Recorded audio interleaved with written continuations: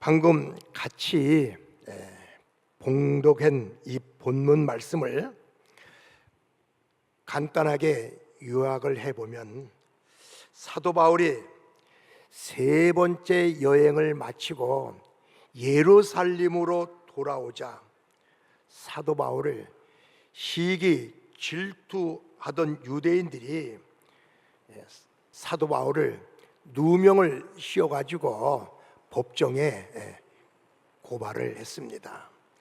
그래서 약 2년 동안 미결수로 감옥에서 옥살이를 했습니다. 그런데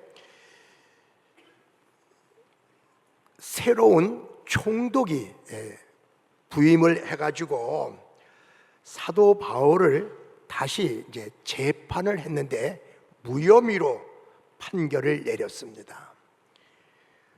무죄로 판결받은 바울은 그동안 누명을 쓰고 2년 동안 옥살이 했던 것이 너무나도 억울하고 분해서 로마 황제 가이사에게 상소를 했습니다.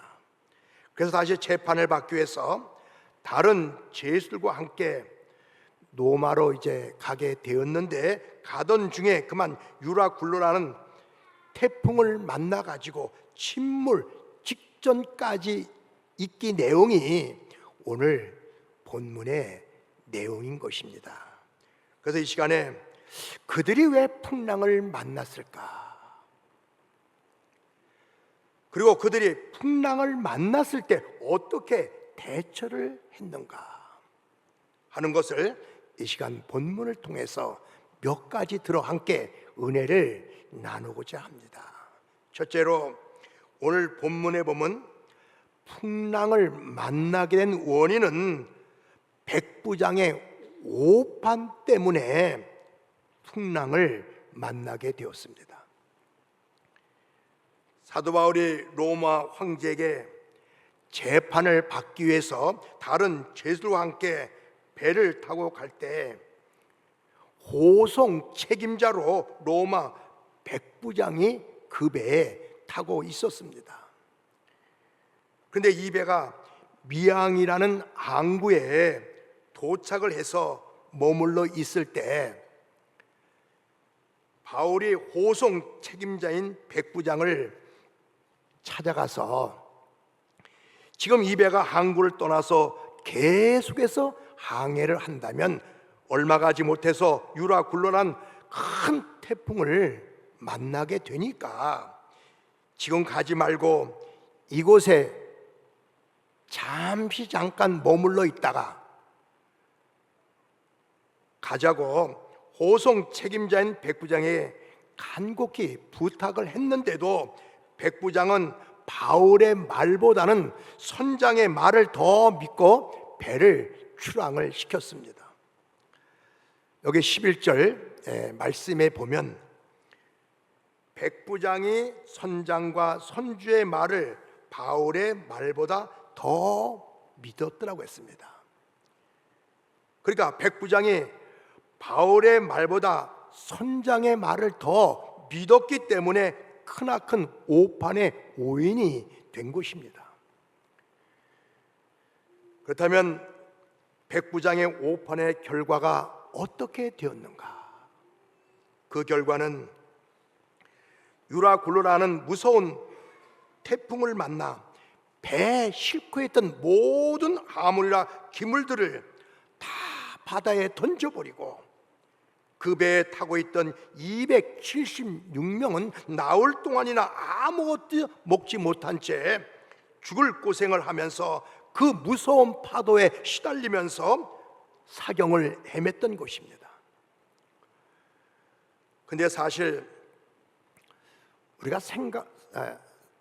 상식적으로 생각해 보면 백부장이 죄수인 바울의 말보다 바다의 경험이 많은 선장의 말을 믿는 것은 당연한 것이죠.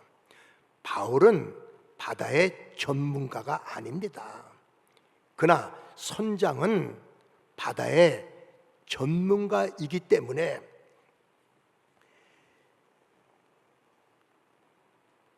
백부장이 바울의 말보다 선장의 말을 믿는 것은 당연한 것이죠. 그러나 단 한 가지, 백부장이 바울의 말에도 좀 귀를 기울였다면 이런 큰 풍랑은 만나지는 않았을 것입니다. 그렇다면 이 말씀이 우리에게 주는 교훈이 무엇인가? 우리도 세상을 살아가다 보면 어느 때는 내 상식, 내 경험, 내 지식을 가지고 판단해서 결정 지을 때가 많이 있습니다. 그러나 여러분, 우린 다른 사람의 말에도 좀 귀를 기울일 줄 알아야 하고 다른 사람의 충고도 잘 받아들일 줄 알아야 합니다.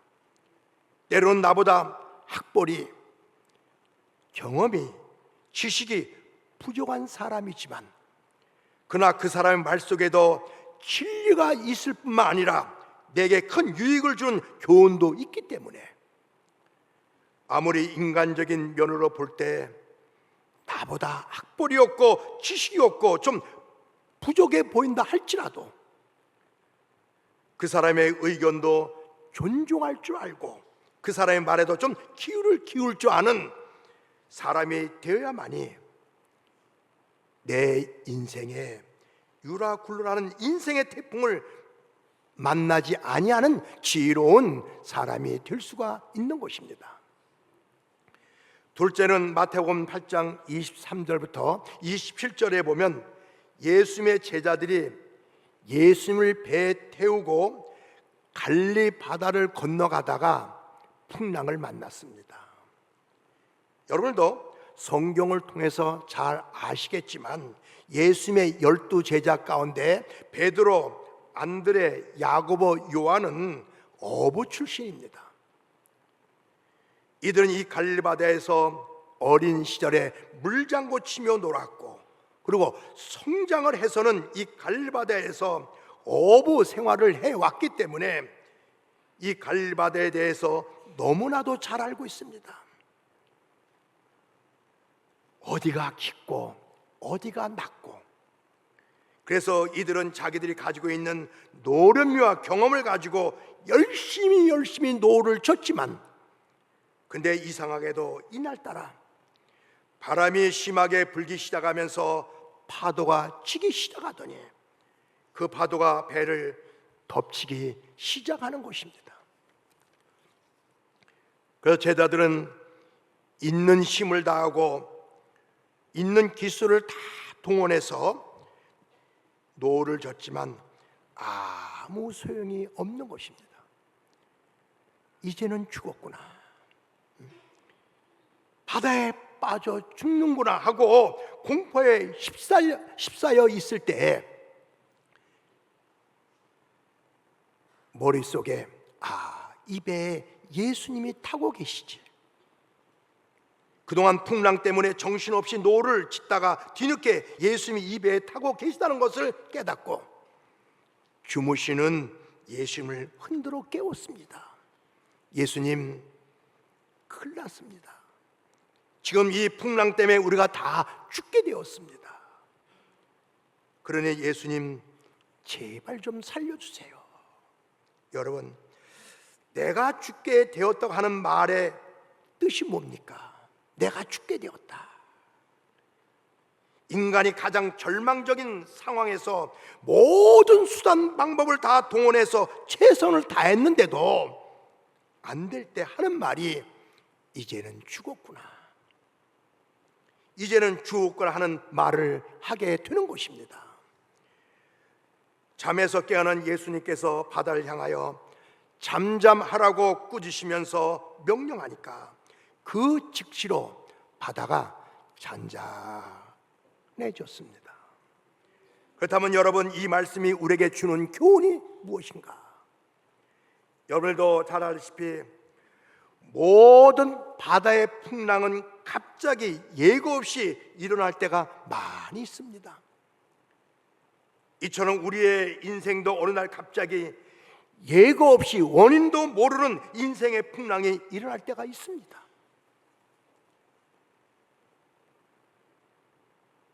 원인도 모르는 무서운 풍랑이 어느 날 갑자기 우리 가정에, 내 건강에, 내 사업에, 내 자녀들에게 통째로 삼킬듯이 무섭게 몰아칠 때가 있습니다. 그래서 잘 되던 사업이 하루아침에 부도가 나고, 건강하던 사람이 갑자기 쓰러서 병원에 입원도 하고,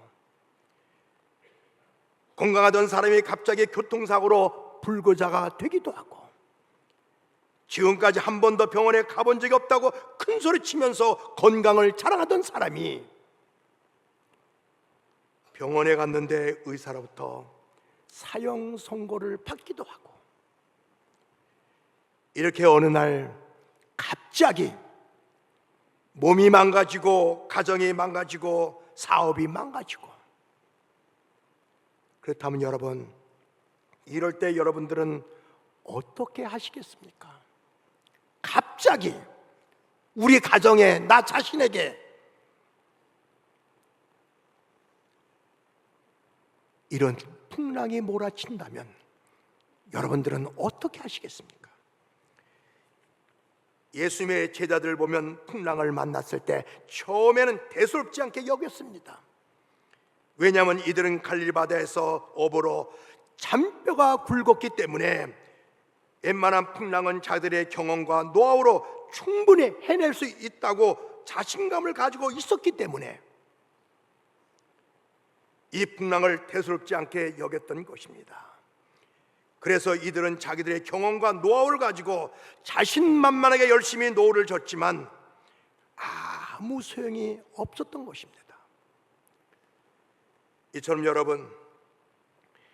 여러분도 살아가는 삶 속에 갑자기 내 인생에 풍랑이 왔을 때 인간의 얄팍한 생각, 내 경험, 내 학벌, 내 인맥, 내 스펙을 가지고 잔머리 굴려가면서 내 주변에 있는 권력 있는 사람, 명예 있는 사람을 찾아가서 의논하고 부탁하면 다 해결이 될 것 같지만, 그러나 여러분, 제자들처럼 그냥 땀만 흘리면서 수고만 하게 되는 것입니다. 그렇다면 여러분, 나에게 불닥친 인생의 풍랑 같은 문제를 어떻게 해결할 수가 있겠습니까? 그 방법은 제자들에게 배워야 됩니다. 제자들 보면 이제는 꼼짝없이 빠져 죽는구나 하면서 배를 둘러보다가 배에서 주무시고 계시는 예수님을 발견하고는 체면불고하고 예수님을 흔들어서 깨웠습니다. 예수님 도와주세요. 예수님 살려주세요. 이 풍랑으로 인해서 우리가 다 죽게 되었으니 그러니 살려주세요. 이처럼 여러분들도 살아가는 삶 속에서 어떤 풍랑과 같은 고난이 있을 때 체면불고하고 예수님을 흔들어 깨워야 되는 것입니다. 살아가는 삶 속에 갑자기 어떤 고난의 풍랑이 왔을 때 체면불고하고 예수님을 흔들어 깨워야 된다는 말입니다. 예수님, 지금 내가 죽게 되었습니다. 예수님, 지금 우리 가정에 죽게 되었습니다. 예수님, 우리 사업이 지금 부도 직전에 있습니다. 예수님, 지금 내가 질병으로 죽게 되었습니다. 예수님, 지금 내가 다니고 있는 직장이 부도 직전에 있습니다.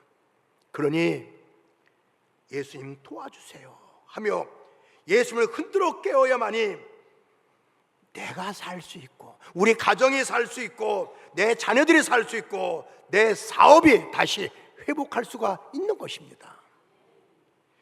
그렇다면 예수님을 깨워야 하는데, 예수님을 깨울 수 있는 방법이 무엇이냐 하는 겁니다.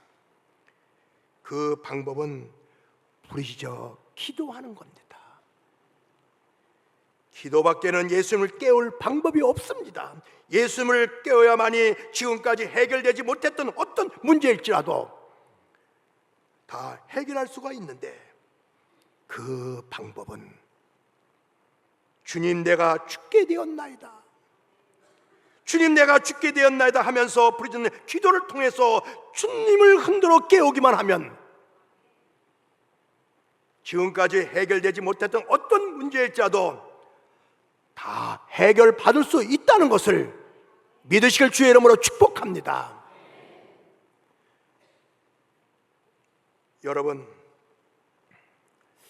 예수님도 인간인지라 십자가를 내가 져야 되느냐 안 져야 되느냐, 일생일대에 가장 기로점에 놓여 있을 때 예수님이 겟세마네 동산에 가서 밤이 맞도록 기도했습니다. 하나님, 이 십자가는 참고 견디기 어려운 고난의 십자가입니다. 내가 꼭 이 십자가를 져야 되겠습니까? 이 십자가는 참고 견디기 어려운 십자가인데 내가 이 십자가를 치는 동시에 고통과 괴로움을 당하게 되는데, 하나님, 내가 이 십자가를 져야 되겠습니까? 일생일대 가장 심각한 고난의 문제가 있을 때 예수님은 겟세마네 동산에 가서 밤이 맞도록 하나님 앞에 기도했습니다. 기도하시면서 하시는 말씀이, 하나님의 나를 이 땅에 보내신 목적이 온 인류를 구원하시라고 보내주셨기 때문에 아버지여 내 뜻대로 마옵시고 아버지의 뜻대로 되기를 원하나이다.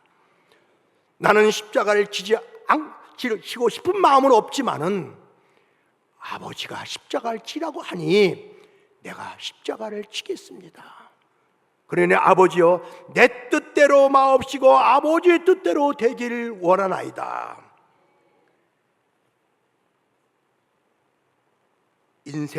인생의 모든 문제를 다 아버지께 맡기고 기도했습니다. 이처럼 여러분, 세상의 그 누가 세상의 풍랑을 원하며 세상의 풍랑을 좋아하는 사람이 어디에 있겠습니까? 지금 내 가정에 불행을 겪고 있는데, 지금 내가 질병으로 고통을 당하고 있는데, 지금 사업이 부도 직전에 있는데 이거 좋아하면서 기뻐하는 사람이 어디에 있겠습니까? 그러나 불가항력적으로 밀어닥치는 고난의 풍랑은 우리 힘으로 막을 도리가 없으며 피할 길도 없는 것입니다.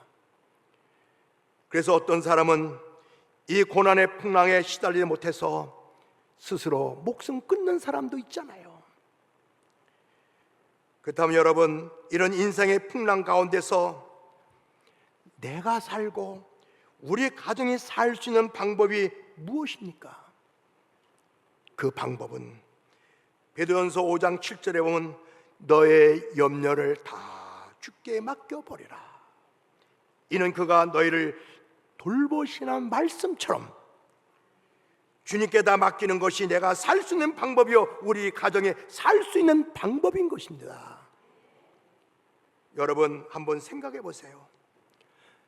내가 매일같이 염려하며 걱정한다고 해서 불가능한 일들을 가능케 할 수가 있겠습니까?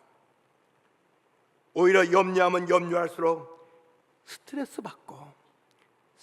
받다 보면 육체적으로 정신적으로 건강만 나빠지고, 건강이 나빠지다 보면 여러 가지 질병에 걸려서 고생하게 되는 것입니다. 여러분도 잘 알다시피 모든 질병의 원인은 이 스트레스 때문에 병이 생긴다고 하잖아요. 그래서 사도 바울이 이런 말 했습니다. 너희는 왜 가만히 앉아서 근심 걱정만 하고 있느냐? 이제부터는 아무것도 염려하지 말고 모든 일에 기도와 간구로 너의 구할 것을 감사함으로 하나님께 아뢰라. 감사함으로 아뢰라 그랬어요. 그리하면 모든 지각에 뛰어나는 하나님께서 너의 마음과 생각을 지키시라고 했습니다. 분명히 아무것도 염려하지 말고 모든 의 기도와 간구로 너의 구할 것을 간구하되 감사함으로 하나님께 간절한 마음으로 기도하면 그 기도를 들으신 하나님께서 지금까지 해결되지 못했던 어떤 문제일지라도 다 풀어주시고 해결해 주신다는 말씀인 것입니다. 그렇다면 여러분, 지금 여러분들에게 염려되는 문제가 무엇입니까? 지금 염려되는 문제가 있으시다면 사도 바울의 말씀처럼 부질없이 낙심하지 말고 주님께 다 기도로 맡기시기를 바랍니다.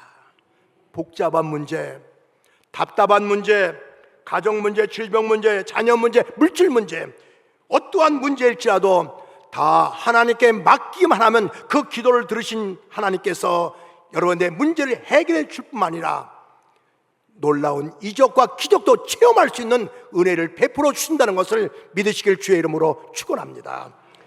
그런데 맡기시되 하나님, 내 뜻대로 마옵시고 아버지 뜻대로 나의 문제를 해결해 주시기를 원합니다. 전폭적으로 다 맡기면 지각에 뛰어나신 하나님께서 그 기도를 들으시고 지금까지 해결하지 못했던 어떤 문제일지라도 다 해결해 주신다는 것은 성경에 우리에게 가르쳐 주신 말씀인 것입니다. 말씀 마치러 갑니다. 여러분, 그 어느 누가가 풍랑을 원하며 좋아하는 사람이 어디에 있겠습니까? 그러나 세상을 살아가다 본 유라굴로와 같은 태풍 또는 갈릴리 바다보다 더 격심한 풍랑을 만나게 되는데 이제 나는 죽었구나 하고 실망하거나 낙심하지 말고 주님, 이 풍랑을 주님께 맡겨오니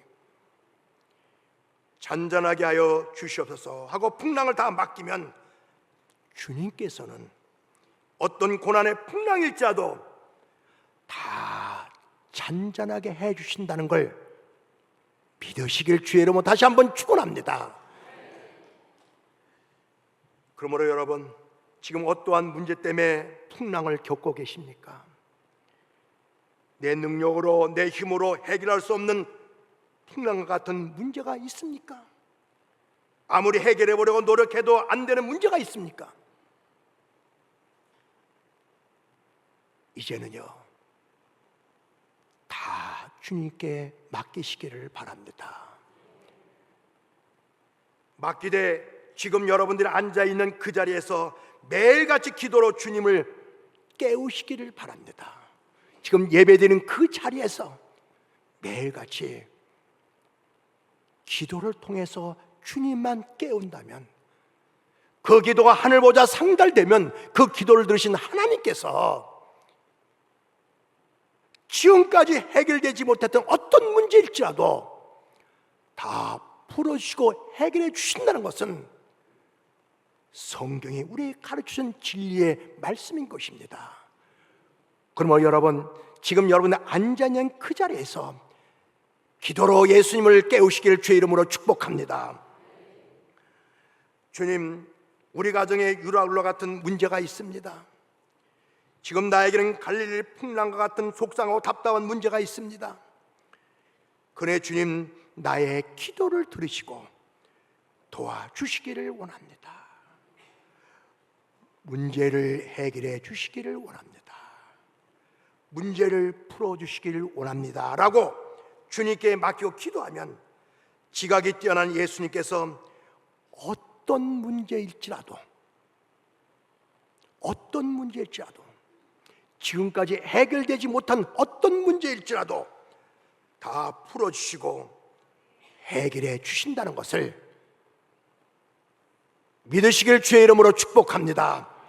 이제부터 다 주님께 맡기는 신앙생활 하시기를 주의 이름으로 축원합니다. 할렐루야. 기도하겠습니다.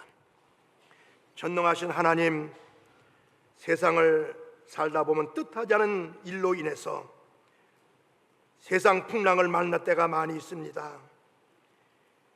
이런 풍랑 문제를 지금까지 세상 수많은 방법을 동원해서 해결하려고 노력했지만 이제부터는 기도로 주님께 다 맡겨오니 주님 나의 기도를 들으시고 지금까지 해결되지 못했던 어떤 문제일지라도 다 해결해 주셔서 신앙생활에 기쁨 충만, 은혜 충만, 성령이 충만한 마음을 가지고 하나님을 기쁘게 하는 신앙생활 할 수 있도록 은혜 베풀어 주셔서 감사하며 예수 이름으로 기도하옵나이다.